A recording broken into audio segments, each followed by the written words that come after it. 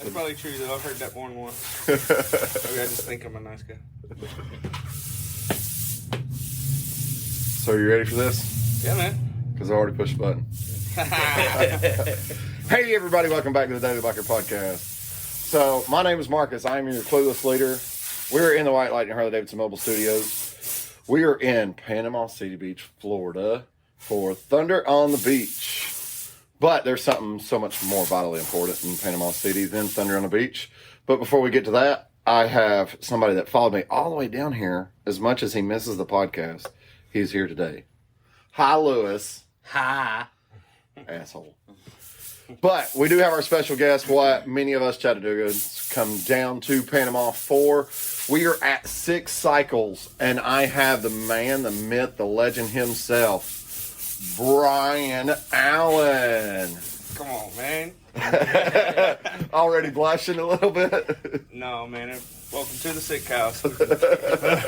We always look forward to Chattanooga folks coming down here. You guys have supported us for a long time. You know, we're going into 8 years here, so Yeah. every bike week is a very humble reminder of what kind of support I have in Chattanooga. It's very cool. Oh, yeah. Well, I mean, and that's the thing about it. There's a lot of people in Chattanooga. You can't really drive around Chattanooga and see someone not wearing a SIK t-shirt, SIK hat, SIK sticker on their car.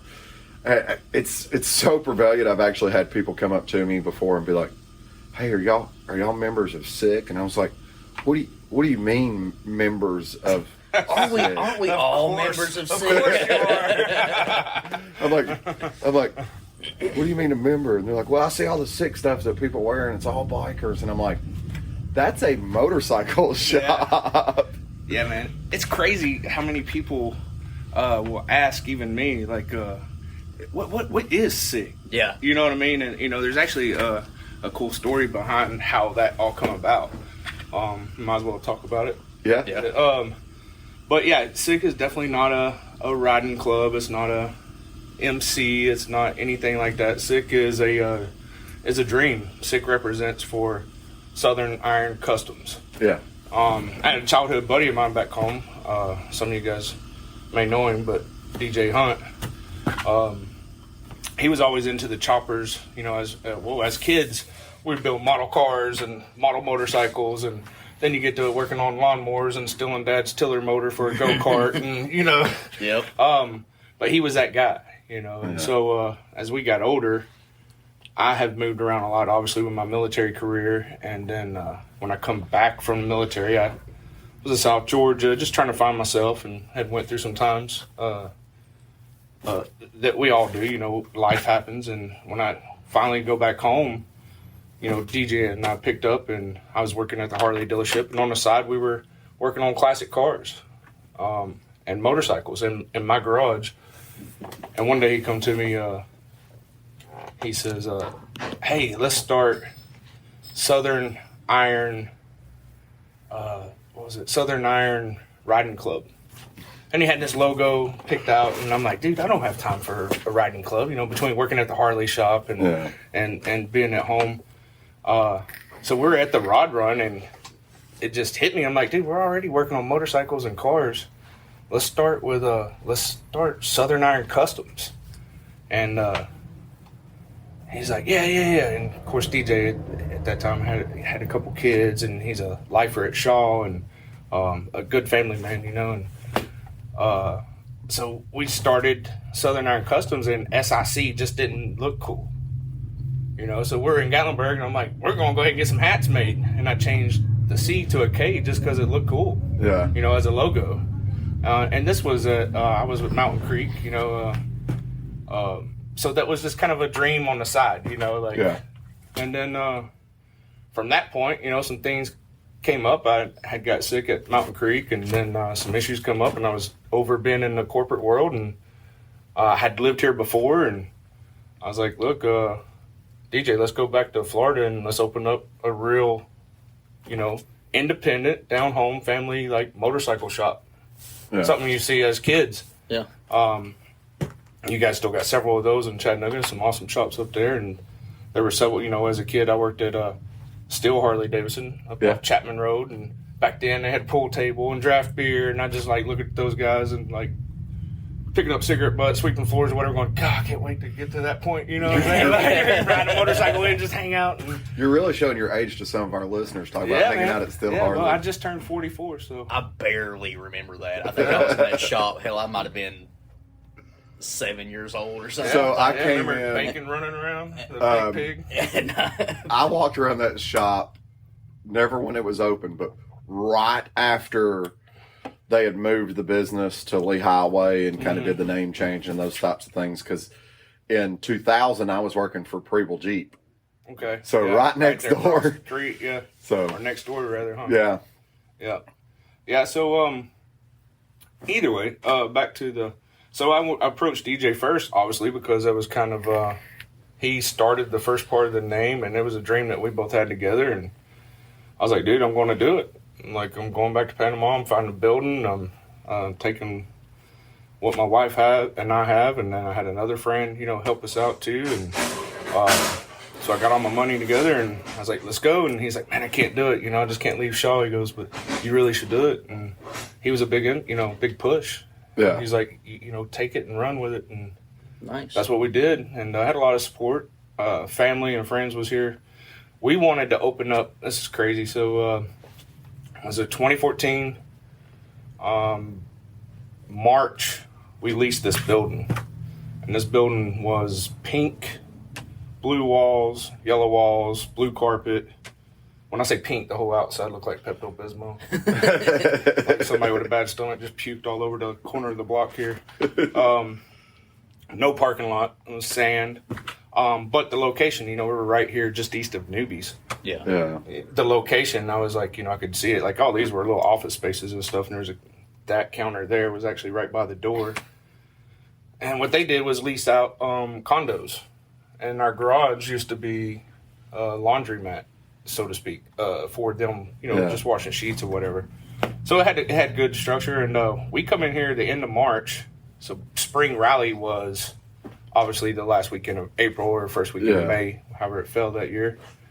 And Cody James, myself, my buddy David Ray with Custom Floor Co. here, my father-in-law, Roger Sailors. We just come in here and started hammering down, and in 4 weeks, we knocked these walls out, moved electrical. Mike Brown from Chattanooga helped us do some electrical work, and painted it. And these floors didn't come till much later. That was a harsh learning experience. But yeah, man, we opened up for Spring Rally a month later. It was that fast. And huge shout out to Eddie Trotta. He sent up a bunch of parts and motorcycles for us for our grand opening. Yeah. That's why we carry his logo on the window in our billboard.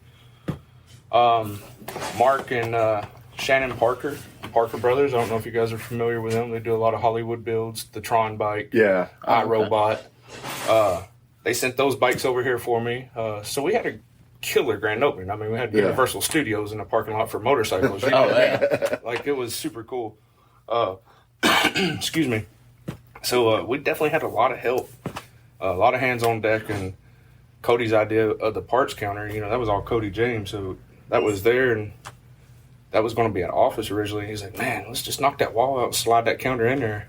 I'm like, genius. Let's do it. Yeah.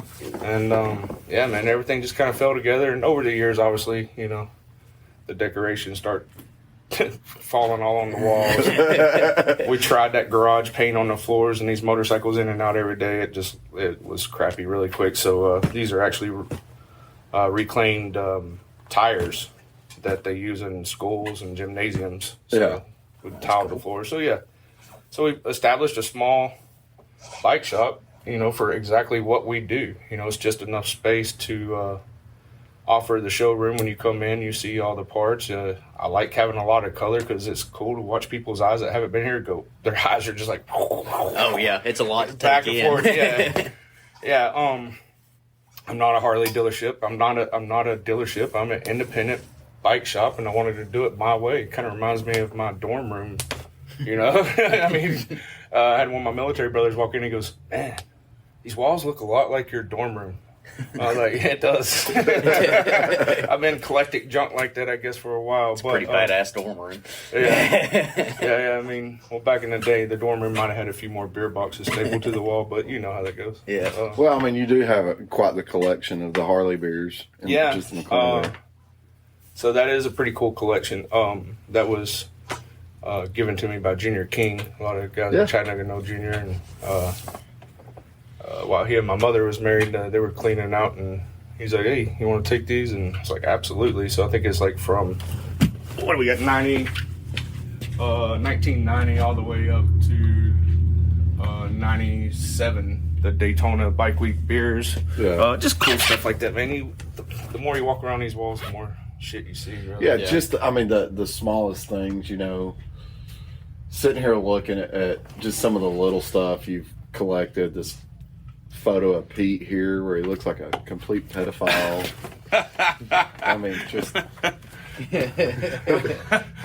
So that's a Photoshop without the computer. I think that's actually like a still picture cut out. Oh, I see it and now. Dropped in by the my wife and our friend Tia.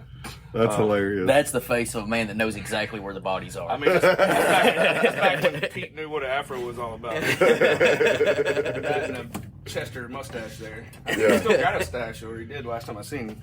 But yeah, man, you know, Pete worked here.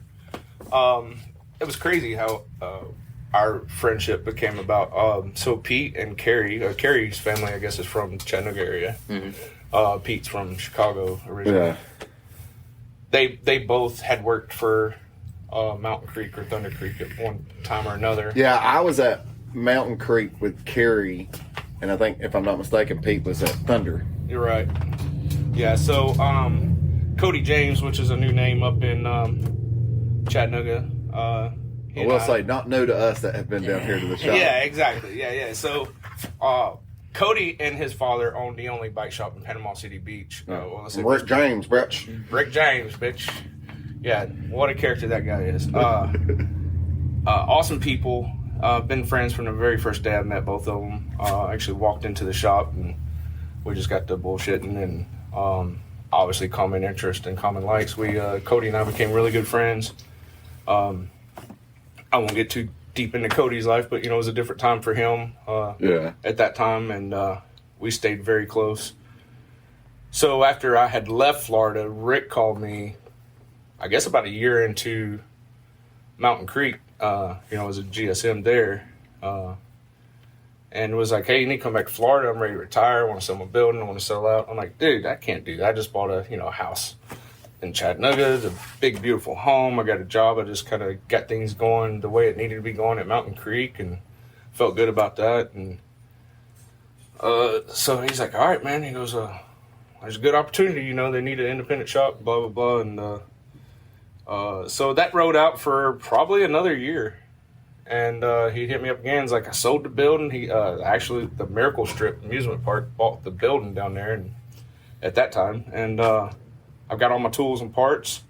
I was like, "I don't know, man." I was already kind of thinking about doing something different at that point. And then it just all clicked, worked, and I bought what he had left. And Cody come to work for me. So it was just Cody and I the first 2 years. Yeah. Wow. And if, those who don't know Cody, what a beast that guy is at anything to do with motorcycles. He's a great guy. He's very hyper energetic and uses that, for the best in this business. Yeah. He could go from selling, upselling parts on a motorcycle to completely tearing a bike down and building it. My FXR is a perfect example. I started collecting all my parts, building it, and he's the FXR guru, in my opinion. The guy knows them front to back. He's been building bikes since he's 12, 13 years old, and that's his favorite machine. And he's actually the one that got me into FXRs probably back in 2010, 2011. And I set a table up here, or he rolled a table up here, rather, and started going ham. I was like, whoa, I don't think I have all my parts. He's like, "You better jump on this train, buddy. We're leaving." And next thing you know, the 94 come to life within a few days. It was almost ready to ride, and that guy's going to be successful whatever he does. But his dad really laid down the I guess the map for independent bike shops at Panama City Beach. Yeah. I think there was a few to come and go during their time. They started somewhere around 91, 92. And then he shut it down in, I'm guessing, I could be wrong, around 2012, I think. So I'm not familiar with some of those other shops, but just knowing the area a little bit, I would have to imagine some of those were probably chopper shops.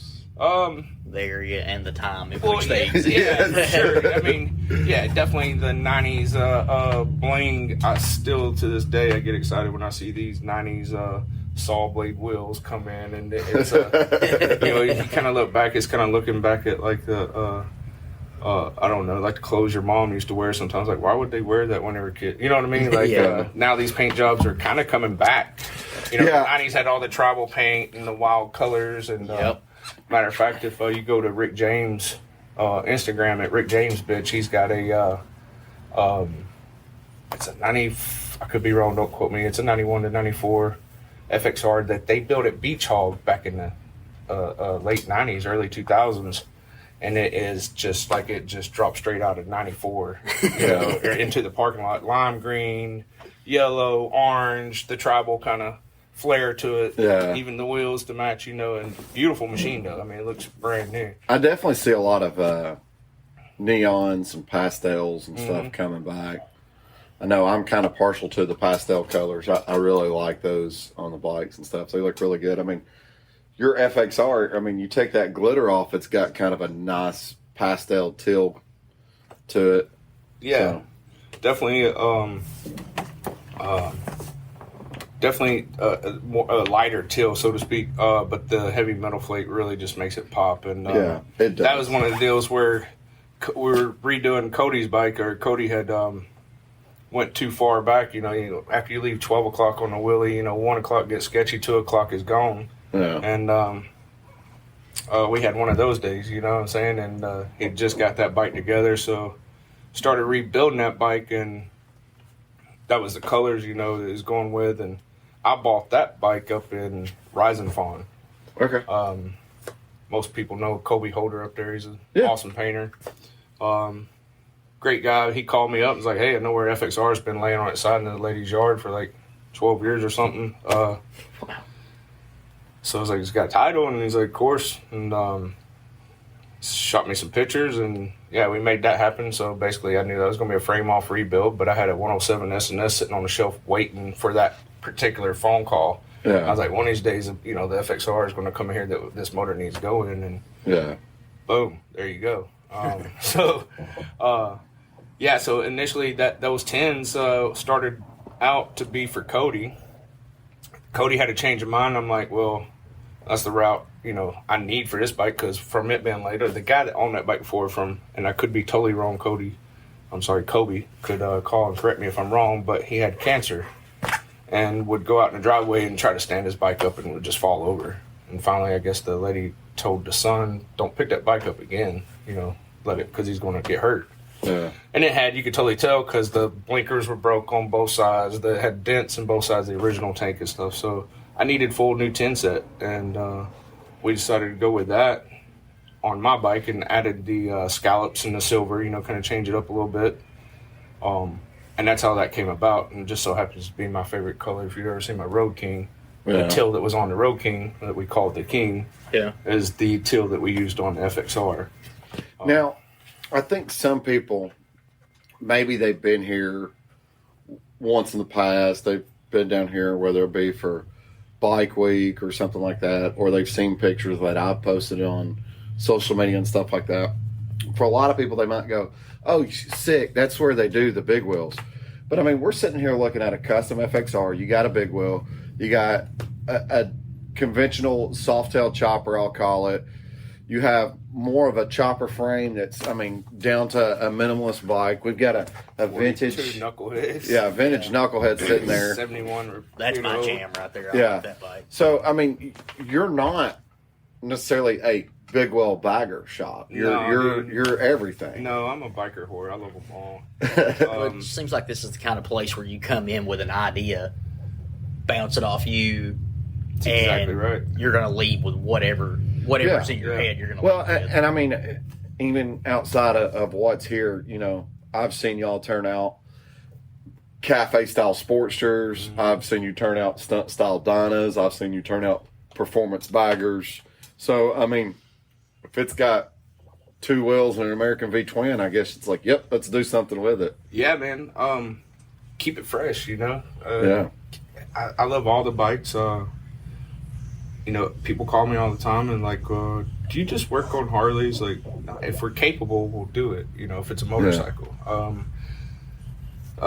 You know, it's sometimes you got the right people for the job, and at this moment, you know, the vintage metric stuff, there's not the right person for that job here, so that's not something that we're going to do. You know, simple stuff, yeah, we will. But when it comes to my builds, every bike, no matter what it is, chopper, bobber, bagger, performance, FXR, it has a signature to it of some sort. Yeah.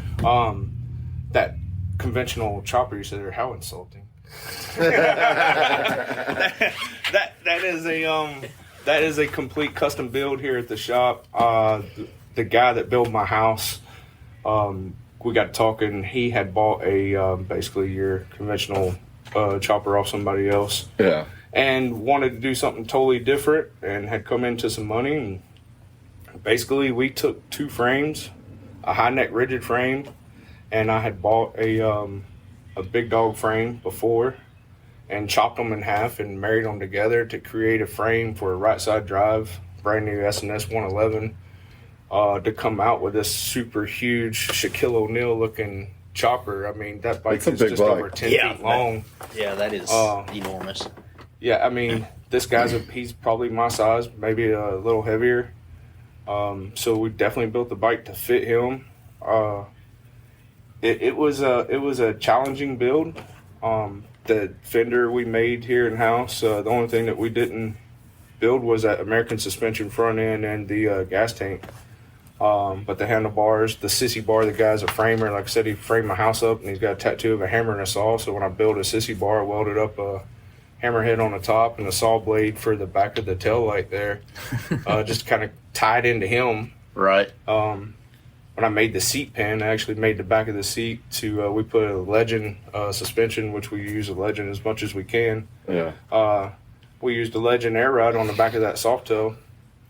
So that seat is actually, the seat pan's made to allow room for the compressor underneath it. And the custom hand stitching, you know, kind of ties again to the customer. His company, his personal shirts for his company says MF Boss. I'm sure y'all can figure out what that means.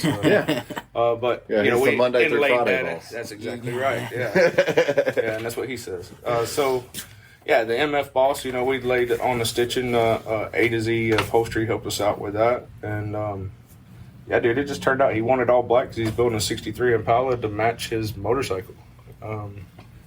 So it turned out pretty sick, man. It was about a year process to build that bike.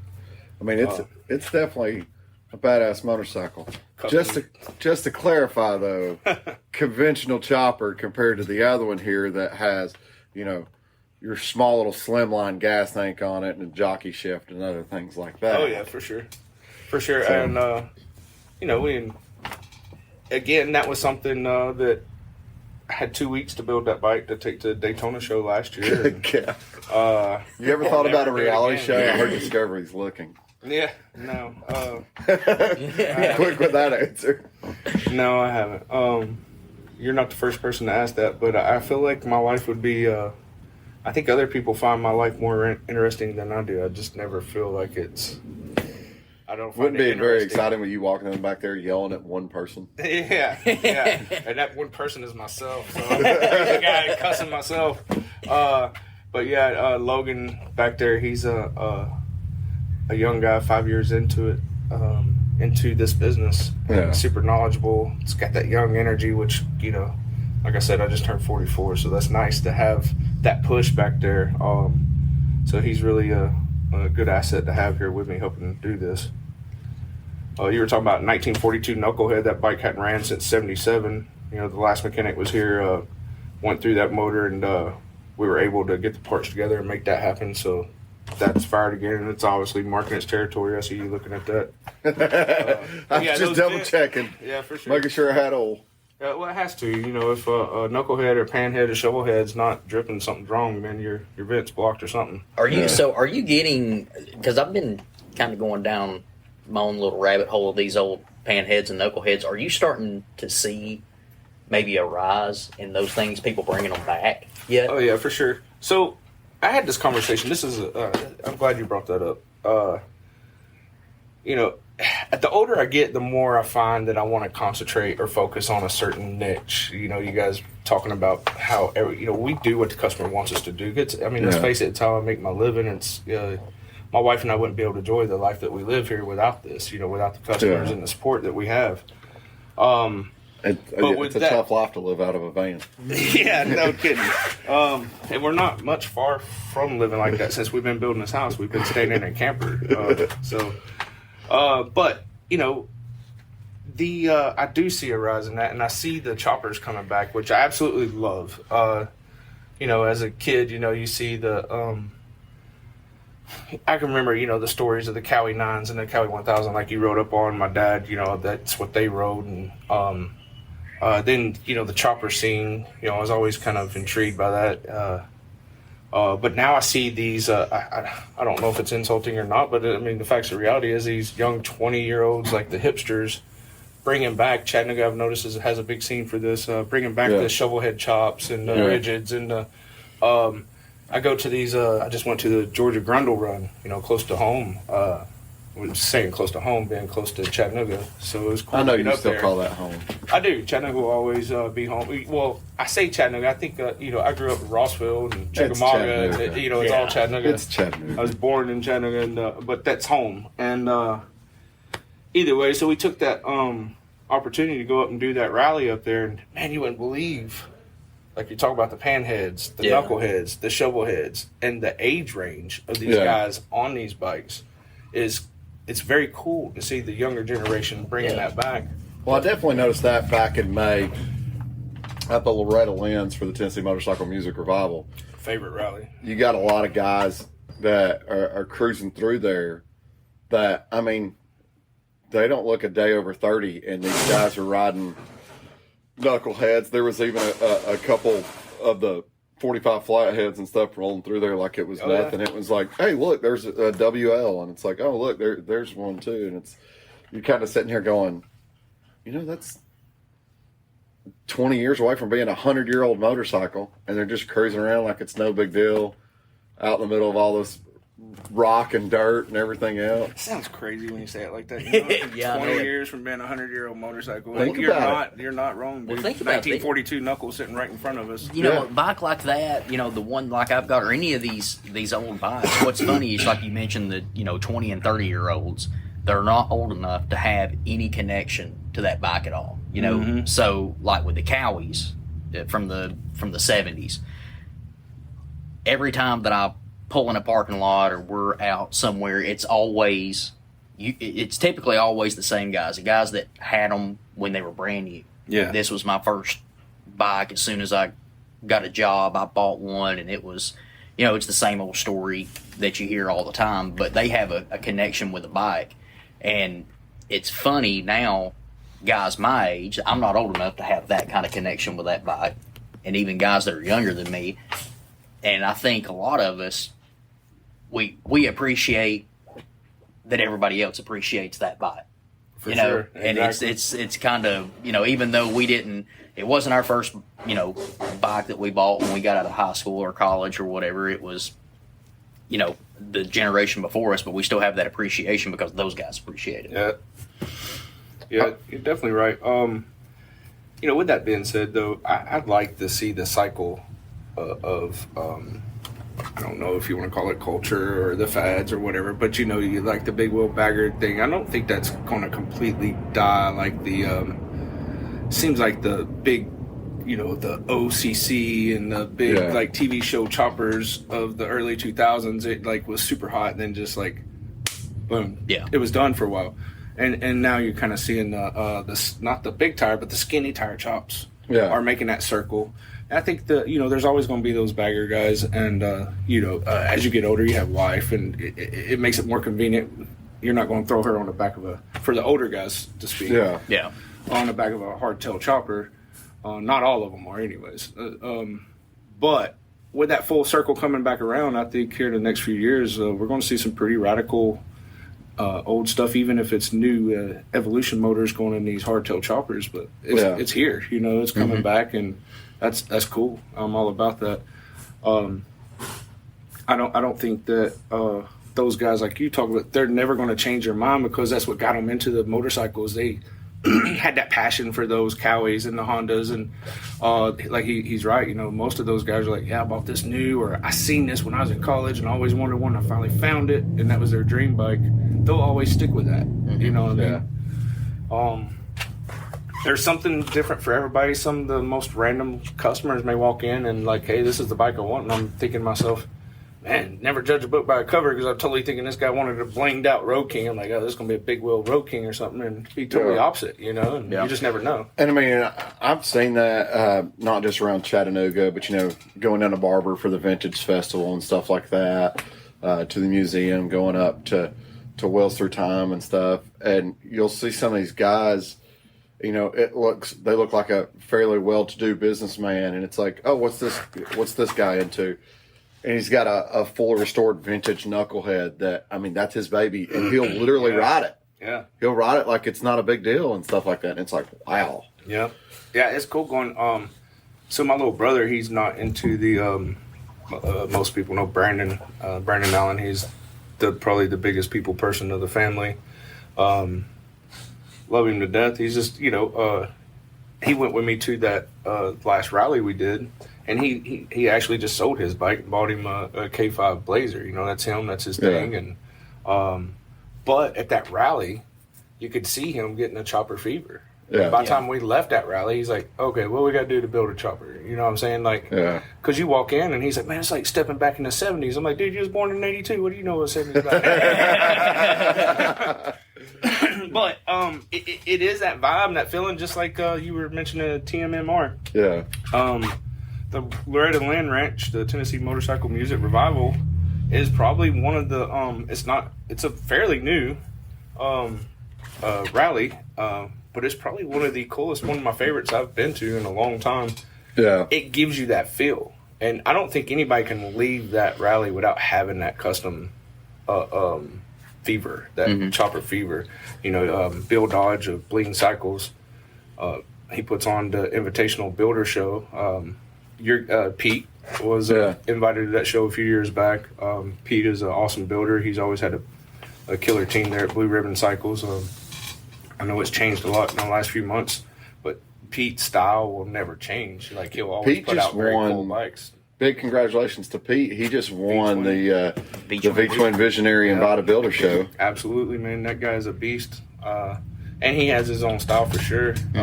That's what's kind of cool about the independent shops. You can look at a bike and be like, oh, yeah, that's definitely Pete. Yeah, Pete likes to, from what I see with some of his personal builds, he likes to take kind of that late 80s, early 90s motorcycle, make it to perform to its peak, and then add just little hints of bling here and there. I think it's kind of like Pete himself, because you see Pete and it's like this rough and tumble guy, and then he smiles and you see the reflection off that gold tooth. Yeah. So like we were saying earlier, Pete, that's where I met Pete, was down here at before Blue Ribbon, Beach Hog, with Cody and Rick James. Yeah. And he'd worked there for years, and he always had a crazy looking Buell or that Sportster. Yeah.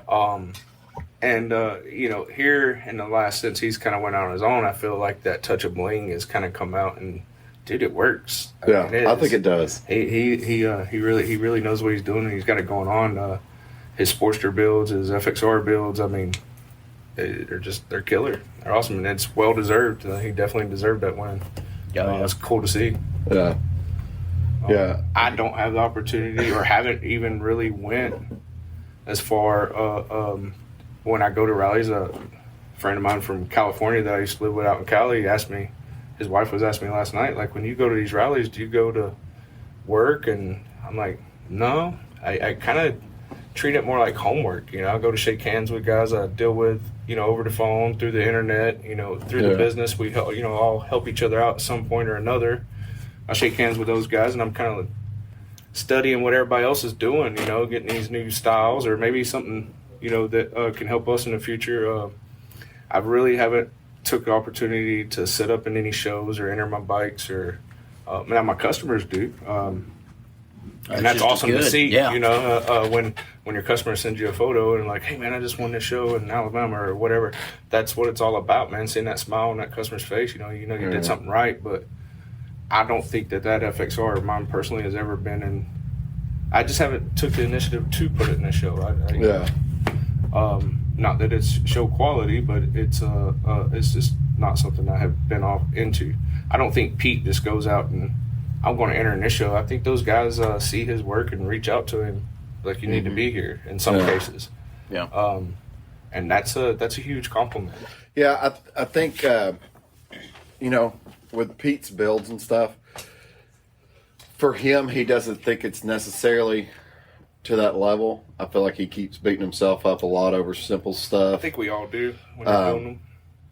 But obviously, when you're getting that phone call going, dude, you need to put your bike in this show, that means you've got something. But I can't tell you how many times in Chattanooga you'll hear somebody, like when I rode the King and did a write-up about it, there was so many people that were like, that didn't even see the write-up. They just heard someone else talk about it. They come to me and they're like, you rode the King? And I'm like, yeah. And they're like, really? What was it like? And I was like, it was fun. Trust me.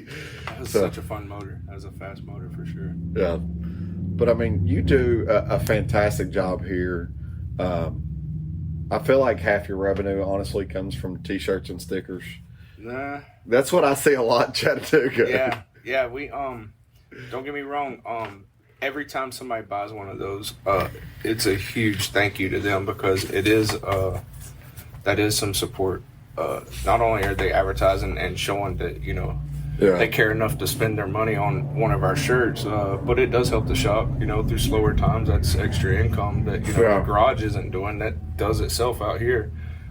So yeah, each time you do that, it helps us stay here and do, you know, what we're doing, you know, live our dream. Yeah. You know, since we're on that subject, I mentioned earlier, you know, it is humbling to see the support that we get in Chattanooga. That is my hometown. A few years back, I went up there and did a Bud's Bike Night. They had reached out to me, and I'm trying to remember it, Robert Floyd, maybe, KZ106. Yeah. Was like, hey, come up here and do a bike night, and I want you to do an interview in the station, you know, at KZ106. And I mean, I was flattered. I was like, what? Like, I'm going in an actual studio? That's cool, you know. And it's the little things like that, you know, that really, you know, it really gets to me. I left home because I like it down here and I want to do my own thing, but I never really left home. You know, like we said, Chattanooga's always home. My family's there. My friends are there. Well, Panama to me definitely seems more like Chattanooga's sister city because there's so many people at any given point in time. You can come down here to Panama City Beach, not just during Bike Week, and run into somebody from Chattanooga. Even if you don't see them personally, you get behind them in traffic and you look up and you go, oh, Hamilton County, Tennessee. I know exactly where that is. Yeah. Well, the next 3 days at Buster's will be a Chattanooga reunion for sure. Oh, 100%. I mean, but just that tie, you know. So last night, I've actually got his card in my pocket. We went to Buster's last night and I met J.W. Levins. Yeah, John Levins. Colin Levins. So I met him last night, and he had on the Hoka Hay sweatshirt. My wife said something about it, and I was like, I turned to him, and I was like, so I've got a friend of mine. It's a Hoka Hay. We come out of Chattanooga. Who is it? It's like, Mark Nichols. And he's like, oh, yeah, I know Mark. So, I mean, there's so many little tie-ins. You know, you don't really go around Chattanooga a whole lot. Like, we kind of make the joke about in Chattanooga when someone's coming down here, we just say Panama. We don't say we're going to Panama City Beach. Yeah. We just say, oh, we're going to Panama. And people kind of automatically know where you're talking about. I'm sure if you're in other parts of the country and you go, I'm going to Panama, and they're like, the country? What? So, Yeah, it's definitely. I think I'd read something a couple years ago talking about how on a vacation survey in Chattanooga, Panama City Beach was the #1 destination for people from Chattanooga to go to. Oh yeah, I mean 6 hours and you're in paradise. Oh yeah. Yeah, I've traveled all over the world. You don't see water and sand. Yeah, these people beaches don't like realize. I talk to so many people that talk about going to the Atlantic coast and stuff like that, and I'm like, have you ever been to the Gulf? And they're like, no. And I'm like, then you don't know what you're missing, man. It's some of the prettiest. Yeah. We can tell scenery. because you're still going to the Atlantic coast. I mean, yeah, exactly. Because once you do that, you typically don't go back to the muddy waters of the Atlantic. It's like with Daytona. Now- Bike week now- or not, I don't have any desire to. I'd rather be down here. This is, and I'll go ahead and drop you guys in on this. This is the Gulf Coast. What we consider, is the Forgotten Coast, which stretches from basically Steenahatchee. That now, we have a fish camp over there. When I say we, my father and my brother, and we go there every year and fish. But from like Apalachicola to Fort Walton Beach and just little Pensacola beaches kind of start getting rough around that side. Yeah. This stretch right here, this Forgotten Coast, is just absolutely beautiful. Well, I've had people ask me that have never been to the Gulf, and they know I come down here on a regular basis, and they go, well, where should I go? And I kind of tell them, I'm like, pick your spot anywhere between Apalachicola and Pensacola. Yeah. And they're like, Mexico okay, Beach so is what's awesome. there? And I'm like, well, Panama City's right in the middle. Yeah. I mean, Mexico Beach is awesome, but those beaches don't look anything like this. Apalachicola, St. George is, once you go out to St. George Island, you have that. But all that's gorgeous, but I tell you, if you're not ready to spend the money for one of those private houses for a week, this is true. I mean, there's your only not, option. there's not staying out there. Out here, it can be super touristy, and you can have a lot of high rises and potentially have a lot of people. I feel privileged enough that I've been down here, so I've learned a lot of the byways, kind of learned how to get around a little bit. And of course, Panama City has done a good job of doing things to make it easier to access. I know they finally got the access road open from just over by the Indian dealership that runs all the way back out to the main highway and everything like that. Back Beach. Yeah, Is so that- you got Back Beach, Highway 98. Yeah. Now that's called Back Beach. Yeah. Yeah, if I hope that takes a lot of the pressure off, because this is a big tourist town and it's just not big enough to handle the capacity in the summers. The only thing that I've never understood is why when some of these people, now obviously it's not going to do it if you're booking online, but if you're calling and booking a hotel, I've never understood why they don't go, now that's bike week, are you coming down for bike week? Because otherwise I wouldn't come. Yeah, they but our last house, before we started building our forever home, I call it, it was right here across the street on Surf Drive. And when you come down, like you guys come down here pretty often, I've heard people say, man, it's just so expensive coming here. I'm like, give the mom and pop places a shot. I mean, these people really work hard. Like that Surf Drive is, you got my buddy Chief that I served in the Air Force. That's how I met him. His son and I were best friends, and we'd go up to his place at Bill Air Force Base in Northern California. And 20 years later, we both live here on the beach together, and he opened Alibi's Beach Bar right there on Surf Drive. And then you got all those mom and pop places that these people, they invest their life into to create a place you can stay on the water at a much, much cheaper price. Oh, absolutely. I send a lot of people to Sunset Inn, the Stingray Motel. So that is kind of cool about this beach. You do have a ton of options. Now you can spend as much as you want to. Yeah. But you can come down here on a budget and have a nice room to stay. A lot of local family-owned restaurants. You can eat good and not go broke. And it's paradise. Yeah, we went to that Cajun place for lunch yesterday. That's always a good spot. I mean, how good has that family done?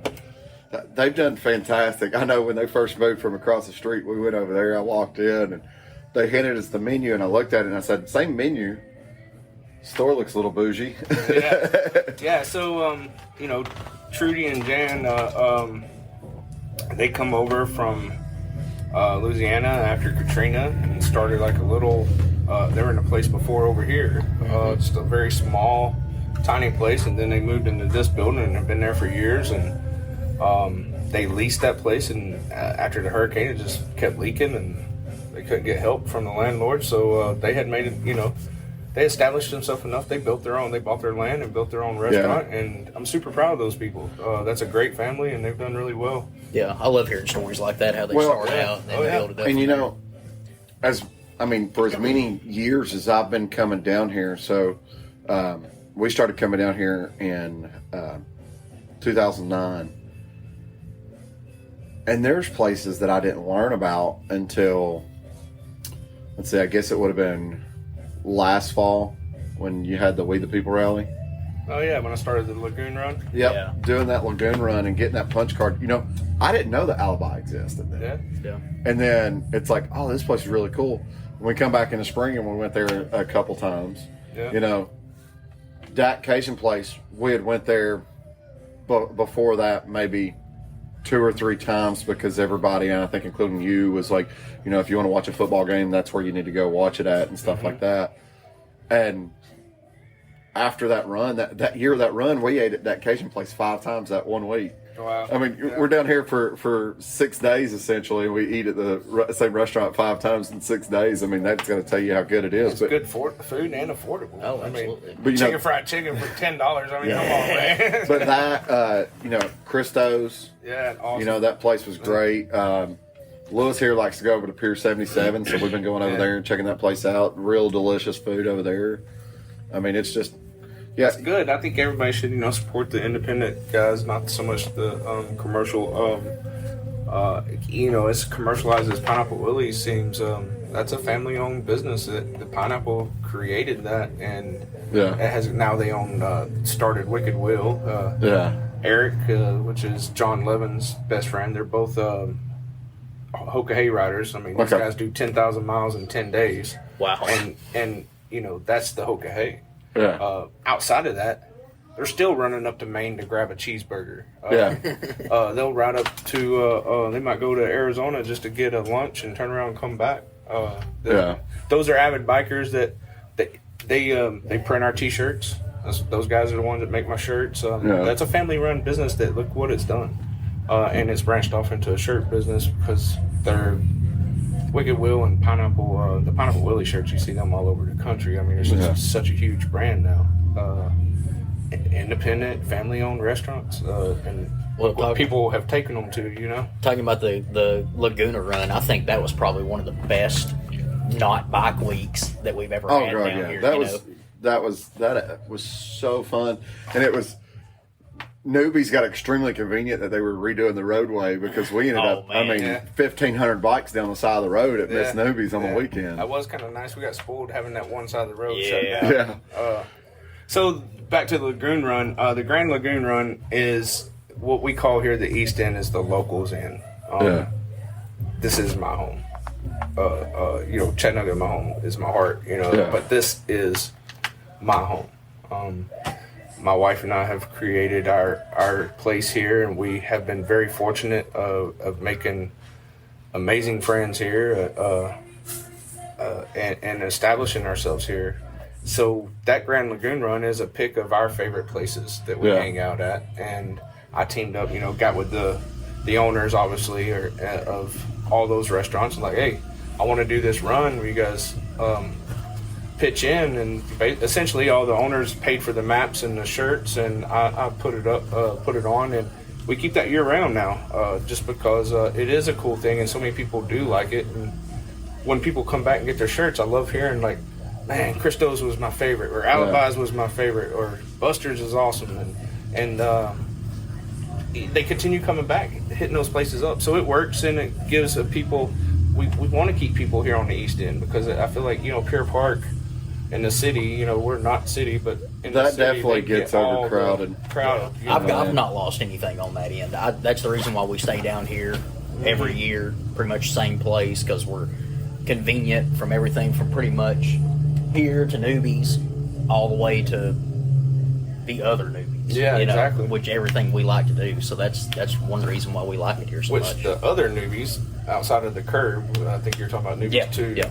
the other newbies, Newbies Brew, it's not Brewing Q, it's back home, that's in Chattanooga.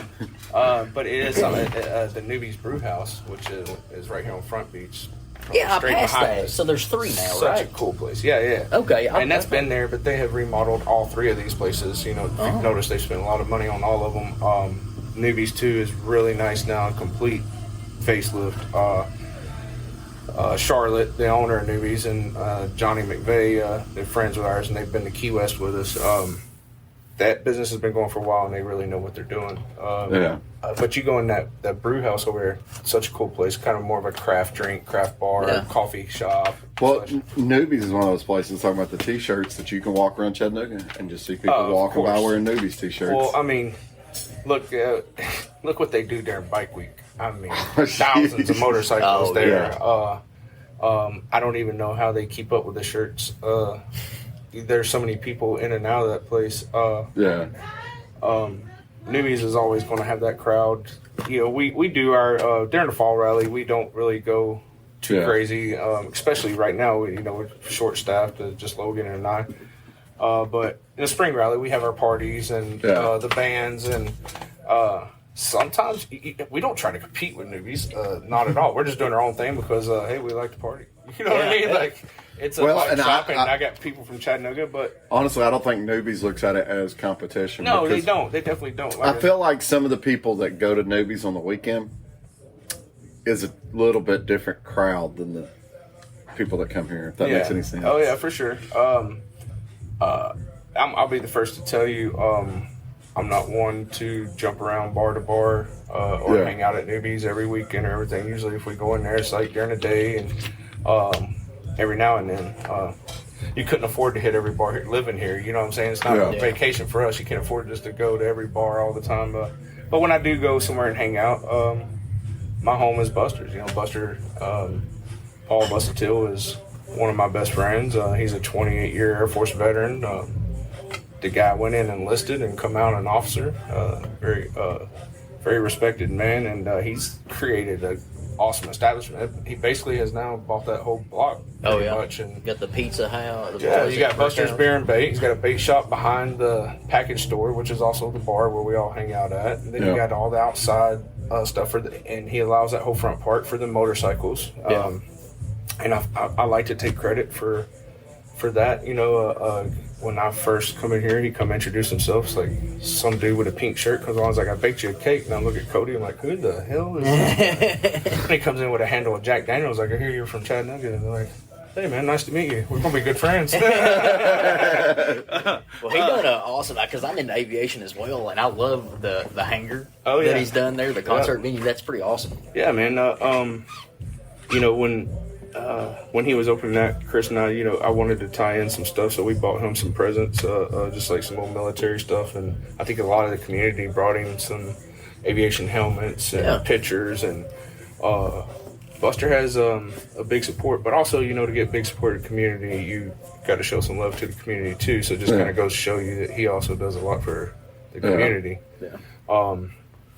Tonight, you know, years ago, I started this thing, the kickoff party, and we hosted because we always do a bike night at Buster's. Yeah.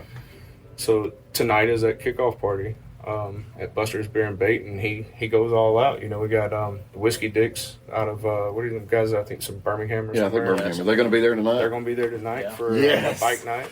Yes, we were talking about that last night when we were sitting there, because they were there last year, and I was like, oh, they're so good. They're so funny. They're so good. And then I think tomorrow he's got Jasmine Kane. It's tonight. Is it tonight? Yeah. So when the Whiskey Dicks get done outside, Jasmine Kane kicks off inside. Okay. Wow. So, that's a hell of a lineup. You know, Buster asked me years ago, he was like, hey, what do you think about doing a bike night? And I was like, sure. And, you know, bike nights get complacent. Yeah. It's just a fact of the matter. Like, outside of Bike Week and you having all your friends from all over coming here and all the bikers, you got the same people that are here. You know, your locals that are hanging out, and that's definitely a local spot. So you can only have the bike night with the same people, you know, so much. Well, so it's a big deal when you have. I'll say that here. about Buster's, because I definitely, you can definitely tell Buster's is a local spot. Being there 10 minutes, if it's not bike night, you can immediately tell it's a local night. But busters, even the locals, you know, you roll up on your motorcycle and you're from out of town and you pull in and you park and everything, they don't treat you like, oh, you're a tourist. What are you doing here? This is our locals spot. They seem to really love everybody. And I know there's a handful of people that go there that do work. One of the waiters from that Cajun place, he's over there all the time. I don't even know the guy's name. Rides the bicycle. It's like a little red beard. But like he's in Buster's all the time. So it's like we've been coming enough and going to Buster's on so much of a regular basis. You know, we'll see him over there and he's like, oh, hey, what's up? It's kind of nice for us because as much as we do come down, we've almost started being accepted by a lot of the locals. Of course. So well, you guys don't come in and acting like you don't know anybody. You guys roll into town like you feel. I get a sense that you feel like you're home too. You know, when you come here, you know the area and you've made some friends and people recognize that when you come in with a smile and act like somebody that gives a crap about this town. Because I mean, dude, you get some people down here that just don't care, and they're rude to the servers and they're rude to the bartenders, and believe me, those people remember that. Oh yeah, absolutely. So sometimes they get a chip on their shoulder just because they may have been treated like crap from other people. But you guys come into town. I say you guys. I'm all the bikers. You know, that's probably the most welcome event over spring break or anything. We know you're talking about us. It's okay. But yeah, I mean, when you come into town like that and establish yourself and like, hey, I remember those guys. Well, that's good. You're doing something right. You know what I'm saying? Yeah. And you'll always have that second home when you come down here. And that's the way a local bar should feel to me. And, you know, I've kind of seen that on social media a lot, talking to people down here, whether it's people that I've made friends with that are from the area and work in the area or have businesses in the area and stuff like that. I don't want to discourage anybody from coming here for their regular vacation or from spring break or anything like that. But the people of Panama City Beach legitimately love Bike Week. Yeah, absolutely.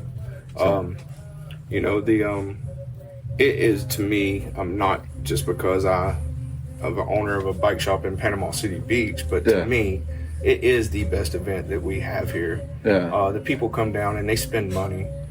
They come down and have a good time.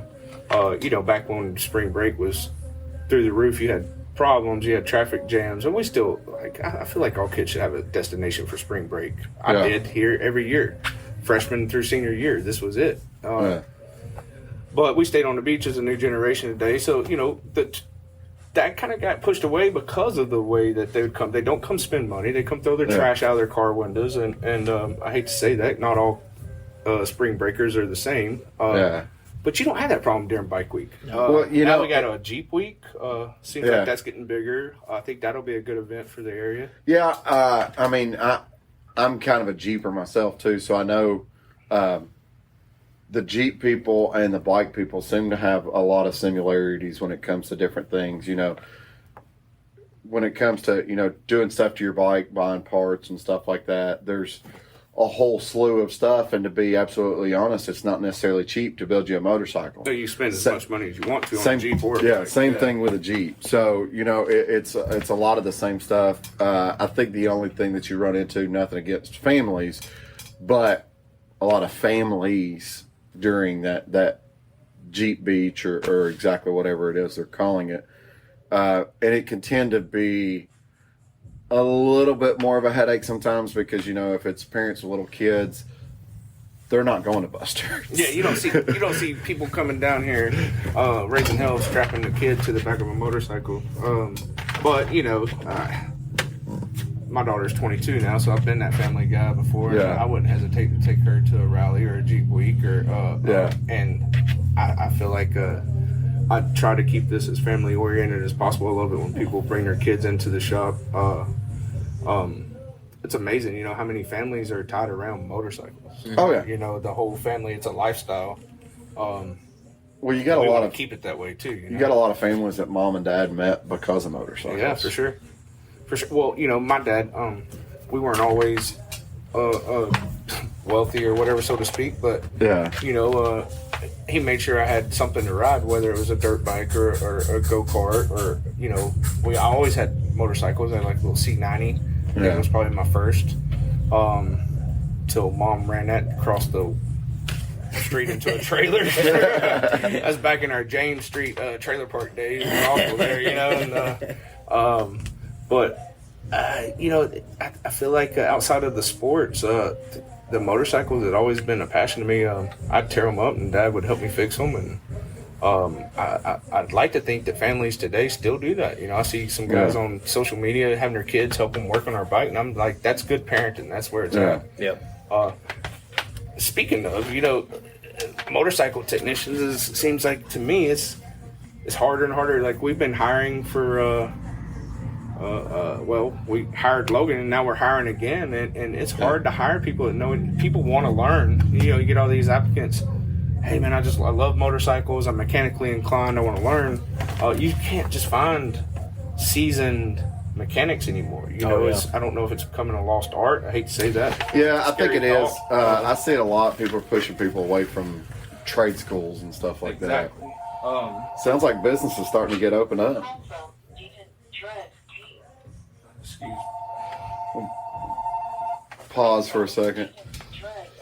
So, you know, I really, I wouldn't want to go anywhere else. I mean, you know, I've been down in the Daytona area, and I've visited in Myrtle Beach and stuff. I haven't been to Myrtle during Bike Week or anything like that. But you know, I don't like Panama. It's here's the thing, and this is the way and I'm the same way about, you know, even where I stay at here, you know, on this end of the beach, and like the point you're making about not wanting to go anywhere else. Yeah. If we go anywhere else, if it's the biggest and the coolest rally of all of them. Yeah.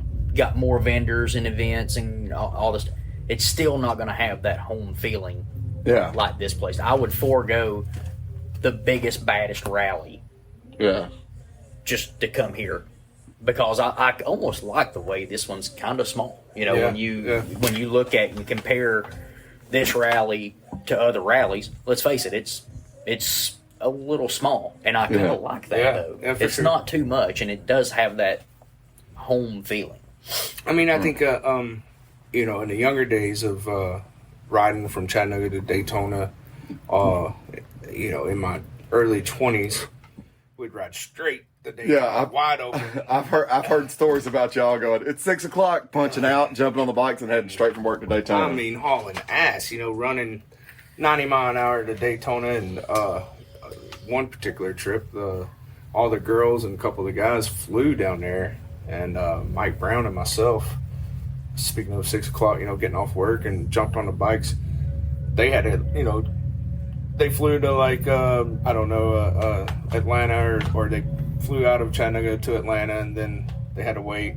We ended up beating them there. They're like, how in the hell did you guys get? We were actually the people wouldn't even let us sit in the parking lot of the condo because we didn't have the reservation or whatever. I'm like, it's under my buddy's wife's name or whatever, and they're like, well, you have to go wait across the street. I'm like, I'm freezing, bro. Can I not drink some coffee or something? And but yeah, we beat the plane. Those adventures were fun, but you know, back then we'd be all over Daytona. Yeah. Nowadays, when I go to Daytona, it's like I hit just the chopper shows. Tropical Tattoo, you know, Willie does that chopper show on Thursdays. Yeah. Annie Oakley's, all the the small like builders, and I've kind of found it more. I like that low key setup, you know, outside of the bigger crowds. TMMR, that Georgia Grundle run right outside Chattanooga there, or outside of LJ. That was cool. I like those small rallies, and I hope that, like you said, I hope people do consider Panama City Beach rally or Thunder Beach or PCB Bike Week, whatever you want to call it, a small rally where you can come and enjoy it and have a good time and not feel like you have to. I don't like the fact that most of it's all set up at Frank Brown in the city there. I feel like we need more spread out, you know, down. Yeah, I definitely think we do. I feel like some of it's getting a little too commercial. Too congested. You know, Lucky 13, unfortunately, they're not set up this year because every crap that went I on in don't the know city what and went stuff. on. I heard they didn't get their permits or whatever. But Lucky 13, it's a group of people that kind of have that. Some of those being locals here and stuff like that, and it's a super cool spot. I wish they could because they've now been in a couple different spots for the time period that they've been open. I wish they could kind of find a more centralized location and stuff like that. But I see always new stuff opening up. Last year, I can't even think of the name of it. This new place down here on the left, Barracudas. Yeah. Yeah, it used to be Buckaloo's. What a So- killer hangout that place was. Yeah, we went to Or it is Barracudas. now, I mean, it and was Barracuda's awesome. fantastic and stuff. Velcro Pygmies are going to be So- there this week. Yeah, it looked like Yeah. 3 days this week. Yeah, wasn't man. it? So, thankfully, being fall rally, that allows us to get out here at a decent hour to go enjoy stuff like that. Absolutely. And I'm Yeah. looking forward to that. But yeah, Miss Kathy, her and her husband came in and redone that old building and created Barracudas, and they've done a great job. And I hope that they continue to do it. Bring big names like Velcro Pygmies. Who doesn't like going to that show? Oh, yeah. It's very cool to have them right down the street, but that's what I want to see more on our local end here on the east end. Yeah. Stuff just like that. With that being said, I think people should take advantage of my social media and shoot us a message sometime on Instagram and talk. Like, what would you like to see at the bike week? Absolutely. This fall rally, there needs to be a big swap meet. I'm a big used parts guy. I always keep it looks like junk in this corner, but it's not. You know what I'm Well, saying? I tell you what people I'd like to love see. coming here digging through this. I would like to see a Street Glide win a performance bagger show. That's what I would personally like to see. I definitely think the whole performance bagger thing is the coolest thing that's happened. I absolutely love that, and I cannot wait to build myself a personal. I've had the Street Glide before, no disrespect, but I do want to build myself either a Performance Road King or a Performance Road Glide. Yeah. I think After, I think a Road King is kind of like the ultimate performance bagger, just because of the weight on the front end and stuff like that. and you kind of get that FXR look, and the feel. Heck, I've even considered changing my fairing out. There's just a couple different companies that make the FXR style fairings that I can put on my bike that I just move everything that's already in my fairing over to that fairing. I've considered going that route, doing something different. And, the cool thing about your own bike, I think that's what kind of put Harley Davidson on the map as far as custom is. You can do exactly that, man. It's your bike, and you need to build it for you. And that's why we're here to help people that don't necessarily have the know-how or the tools to do that, but they come in just like what you just said. Hey, man, I got this idea. Like you said earlier, I think you're exactly right. People come in with an idea, and we make it happen. And different. It's hard to be different in today's world because there's so many out there. But if you can do something different, let's do it. I'm all about that. Oh, yeah. 100%. And also people, also come at you with these unrealistic deals. They're like, hey man, I want to build this bike, and they'll show you a picture of something that John Choate built, 3 years ago, and I'm like, man, that's $100,000 bike. You know what I mean? I don't think I can actually make that happen with what we're working with. You know what I mean? But I can take that budget and build something. With anybody's budget, we can build, get them to where they want. Somebody's in here with a 95 Heritage Softail, and they're like, here's 10 grand. This is what I want. It's like, you're not getting that for 10 grand. Yeah, and sometimes people get their feelings hurt, but when you start showing them, they're like, oh, I had no idea. Start looking up parts, and it's not a cheap game. Unfortunately, I feel like some of that commercialized bike building has kind of tainted people's perceptions on what they can and can't do. When I had my Deluxe, it was quite simple. I had got a DNA 21-inch front wheel, something to match the factory rear setup, so I didn't have to drop the money in a full custom set of wheels. I didn't like the bars, but I was like, I don't have the money for a huge set of bars, so I got a stock set of cables and bars off of a Heritage, put those on there, and did the Jersey rake and stuff with it.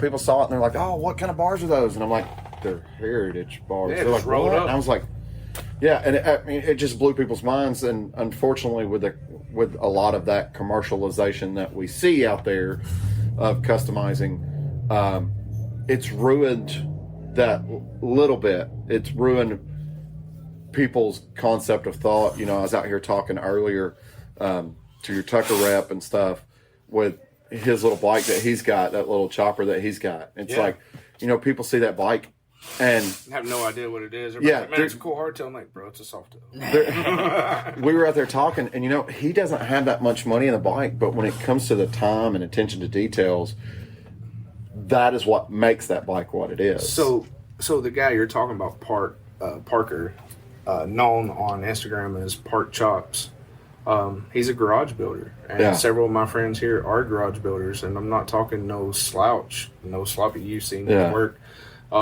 That guy's got a degree out of Savannah. You know, he works with CAD programming, and he blueprints all his stuff and makes it happen. He builds his pipes, builds his I see he made a set of mid controls for a Softail the other day. Yeah.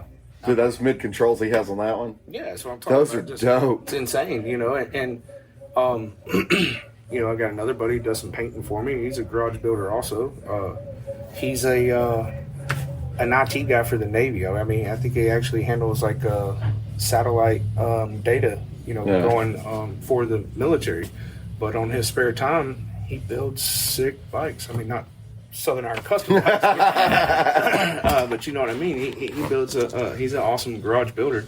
Those are good friends to have, you know, those guys. I'm glad you got to meet Parker. He's an awesome guy.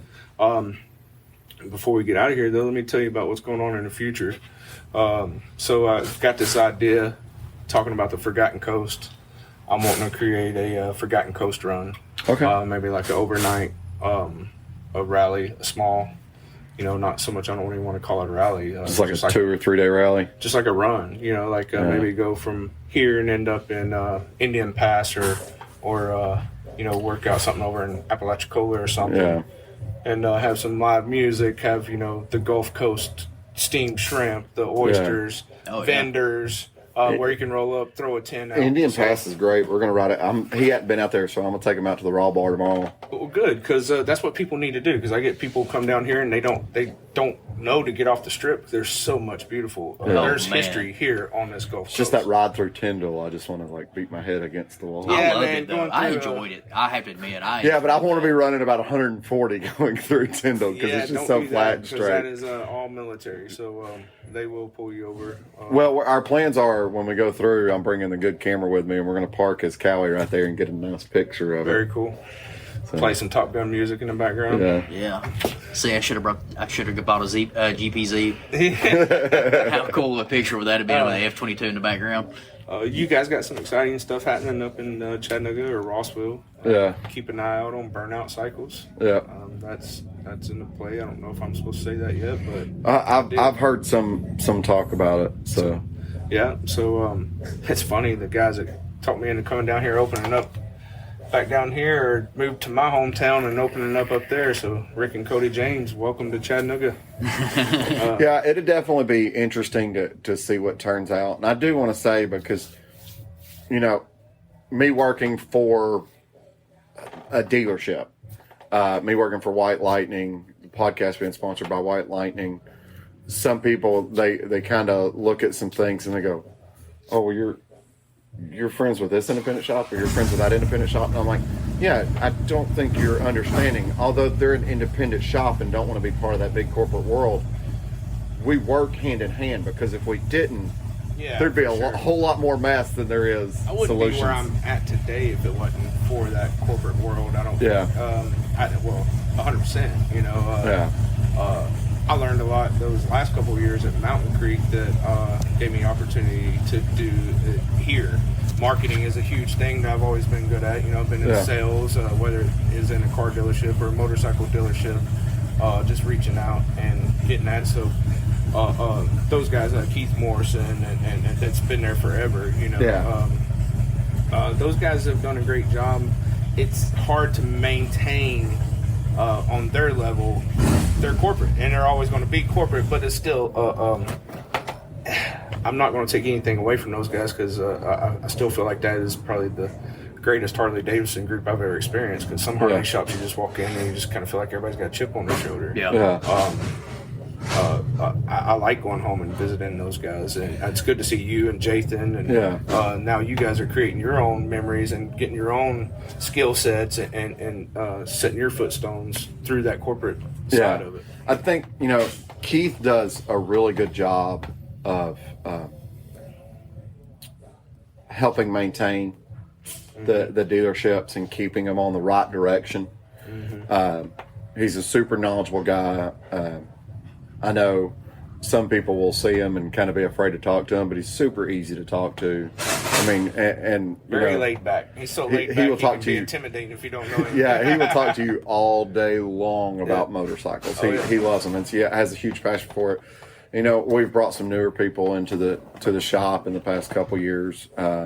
Next time you come up that way, you definitely need to stop by the shop, and I'll introduce you to Sean up there at the dealership. You'll love Sean to death. He's got a nice little shovel head that sits right in the middle of the dealership. People just walk by and see it all the time. They're like, oh, that's so cool. Of course, he's got it right outside his office window so he can watch them the whole time they're staring at it. That's cool because you don't see that in dealerships anymore. It's crazy that they won't even work on. I don't know about, I can't speak for your dealership, but most dealerships like down here, I don't think they'll work on anything past like 2001, maybe 2011. So, all right, well, 2001, I don't necessarily want to speak on it because it kind of comes down to, I will say this, for us, it comes down to kind of what you're needing done and essentially what the bike is. Job specific. Something they can have. So, but that's where at the same time, we do a lot of essentially work swap with Blue Ribbon. It's like, hey, go down and see Pete and Carrie. They're going to be better off to handle what you're needing. And they'll be backed up, and you'll have people that are just needing, tire changes, oil changes. They'll have a 2020 bagger, and they're wanting to do some motor work and stuff like that. And they're, 6 weeks out, and they're like, holler at White Lightning, see what they can get you taken care of. So it works out really good doing those types of things. So, well, Bryan, I appreciate you talking to us. This is something I've been trying to get done for a long time. Yeah, it's been a lot of fun for sure. We've been a little everywhere in this conversation, but I can't thank you guys enough for. I've been wanting to do this with you. I know you brought it up a few times, so it's my pleasure. And well, just be prepared because I've already got my calendar marked for the spring rally, so I'll be back and hopefully we can sit down again. Right on, man. I look forward to that, and everybody out there, I hope everybody keeps you and your family in their prayers. I know you're going through some hard stuff, and it's always good to see.